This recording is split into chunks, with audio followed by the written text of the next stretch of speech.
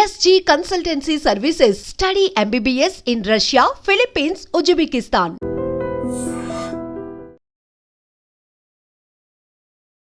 అంటే గౌతమ్ బ్రో ఏంటంటే మీ రైటింగ్ అనేది ఈ సోలో బాయ్ మీద ఎంత ఇంపాక్ట్ ఏమైనా చూపించింది అసలు? యా అంటే ఈ సినిమాకి నేనే writer.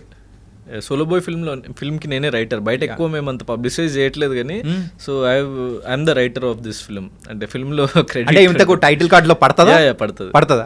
Okay. Story, screen play, dialogues completely నేనే రాసిన. దెన్ మీరు ట్రైలర్లో చూసిన డైలాగ్స్ అవన్నీ లైక్ నావే. యా అండ్ ఒక డైలాగ్ అయితే బాగుంది పోయా, అమ్మాయితో మాట్లాడేటప్పుడు అంటారు చూసారా, అది చాలా బాగా అనిపించింది. ఏంటది? ఎప్పుడు నీ పప్పి డాగిలా నీ చుట్టూనే తిరుగుతుంటా. ఇంతకు నీ లైఫ్లో ఎవరైనా కానీ పప్పి డాగ్ లాగా తిరిగిన సందర్భం? అంటే ఉంటాయి కదా మన లైక్ ఎంబీబీఎస్ రోజులా లేకపోతే బయటికి వచ్చిన తర్వాత? ఎంబీబీఎస్ రోజుల్లో కూడా ఉండే. సో ఆబ్వియస్లీ లైక్ మన ఏజ్లో విల్ సీ ఎవ్రీథింగ్. అంటే like I'm normal human being, so ఆ ఎమోషన్స్ అన్నీ ఉంటాయి.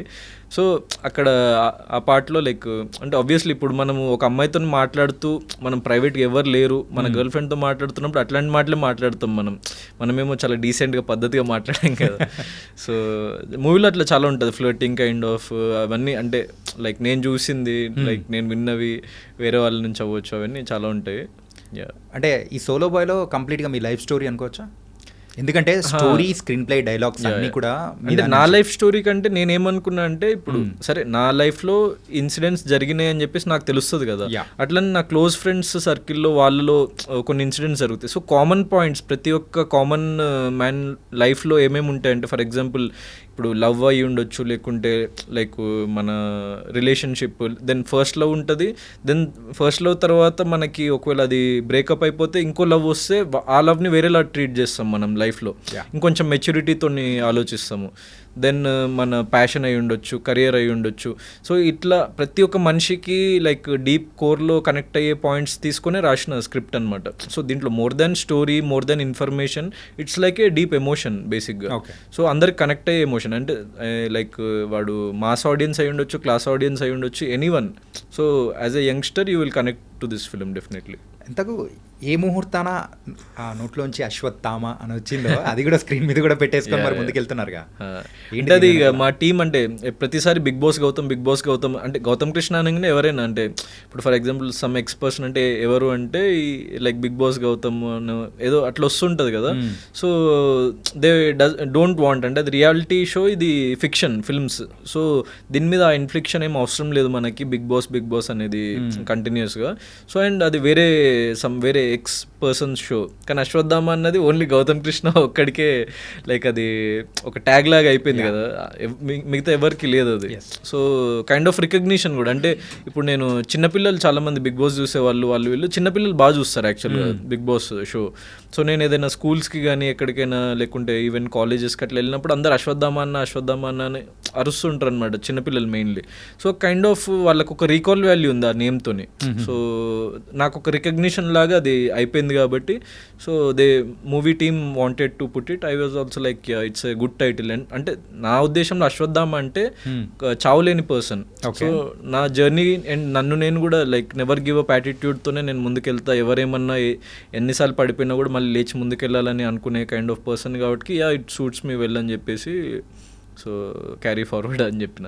ఓకే, సోలో బాయ్ తర్వాత సంగతులు ఏంటి? ఒకవేళ ఆ రిజల్ట్ అనేది ఎలా ఉన్నా కానీ దెన్ వాట్స్ నెక్స్ట్ అని అనుకుంటే మళ్ళీ go back to the TV series and అలా వెళ్ళిపోతారా? లేకపోతే లేదు చచ్చినా బతికినా నెవర్ గివ్ అప్ అనే యాటిట్యూడ్ అని మీరు చెప్పారు చూసారా, సో ఆ మూవీస్ అని పట్టుకొని కూర్చొని సోలో బాయ్ ఒకటి పక్కన, సోలో బాయ్ అనే కాదు లైఫ్లో నాకు ఉన్న ఆస్తి మొత్తం పోయినా, నేను అసలు ఇప్పటివరకు సంపాదించుకున్న నా ఫేమ్ పోయినా, లేకుంటే నాకు రెస్పెక్ట్ పోయినా, ఏది పోయినా కూడా సో నేను ఎలాంటి మోడ్లో ఉంటా అంటే I'm a person who lives in zen mode.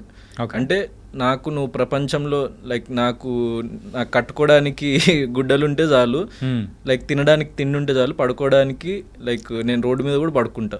So I don't care about any materialistic things in this world. నా ఫోకస్ ఏంటంటే నేను ఒకటి సాధించాలని చెప్పేసి ముందుకెళ్తున్నా. సో దాంట్లో ఎన్ని ప్రాబ్లమ్స్ ఫేస్ చేసినా కూడా మళ్ళీ నేను ఫార్వర్డ్ డైరెక్షన్లోనే వెళ్తా, కానీ నేను వెనక్కి అయితే తిరిగి చూడను. అంటే ఆ బిగ్ స్క్రీనే టార్గెట్. యా అంతే. ఓకే, అండ్ యాక్టింగ్తో పాటు ఇన్ని డిఫరెంట్ క్రాఫ్ట్స్ అనేది కూడా మేనేజ్ చేస్తున్న టైం అనేది ఒకసారి మీరు అనుభవించారు ఇప్పుడు ఈ సోలో బాయ్ ద్వారా. కానీ ఎప్పుడైనా కానీ రిస్కీగా అనిపించిన సందర్భం ఏదైనా ఉన్నిందా? Yeah definitely. అంటే ఇప్పుడు సినిమా అంటేనే ఆబ్వియస్లీ చాలా చాలా రిస్క్, కానీ ఇక మనం దానికి రెడీ అవుతూనే కదా మనము ముందుకు రాగలుగుతాం. So I'm risk taking person చిన్నప్పటి నుంచి.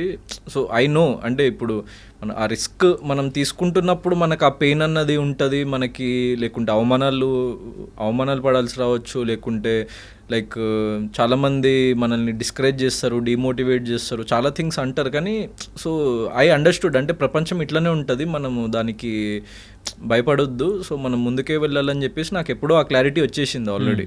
సో ఇట్ డజంట్ మ్యాటర్ అనమాట ఇంకా నాకు. ఈ సోలో బాయ్ మూవీ మీద ఎన్ని ఇయర్స్ వర్క్ చేశారు భయ్యా? సోలో బాయ్ మీద అంటే అలాంగ్ విత్ రైటింగ్ నాకు ఒక 6 months పట్టింది. ఓకే. సో దాని తర్వాత ఓవరాల్గా చెప్పాలంటే ఒక 2 years ఆఫ్ మై లైఫ్ నేను కేటాయించిన. మధ్యలో ఒక 6 months Bigg Boss season 7 season 8 కలిపి ఒక 6 to 8 months దానికి వెళ్ళిపోయింది అనుకుంటే. సో ఒక 1.5 year of my life. So కంప్లీట్గా ఒక 2 years వేసుకుంది. 1.5 to 2 years.